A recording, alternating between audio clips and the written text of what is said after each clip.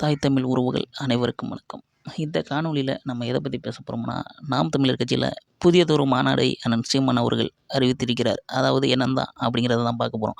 மாநாடு அப்படின்னு பார்த்தீங்கன்னாவே இதுவரை பல மாநாடு நடந்துச்சு. அதில் முதல் மாநாடுன்னு பார்த்தீங்கன்னா ஆடு மாடுகளின் மாநாடு, ரெண்டாவதாக பார்த்தீங்கன்னா மரங்களின் மாநாடு, மரங்களை நேசிப்போம் அப்படின்ற சொல்லிட்டு மரங்களின் மாநாடு நடந்தது. மூன்றாவதாக பார்த்தாங்கன்னா மலைகளின் மாநாடு, அதனைத் தொடர்ந்து கடல் மாநாடு, அதனைத் தொடர்ந்து புதியதொரு மாநாடு தான் இப்போ அறிவித்திருக்கிறாங்க. அது என்னன்னு கேட்டிங்கன்னா, மாற்றத்தை விரும்பும் மக்களின் மாநாடு. இது எங்கே நடக்குது, எப்போ நடக்குது அப்படிங்கிறது பார்த்தீங்கன்னா, இது பிப்ரவரி மாதம் 7ஆம் தேதி 2026 அன்று நடக்கவிருக்கிறது. இதில் தாய் தமிழ் உறவுகள் அனைவரும் கலந்து கொள்ளுமாறு அண்ணன் சீமான் அவர்கள் கேட்டுக்கொண்டிருக்கிறார். அதாவது பார்த்தீங்கன்னா மக்களே, மாற்றம் என்பது வெறும் சொல் கிடையாது, அது ஒரு செயல்.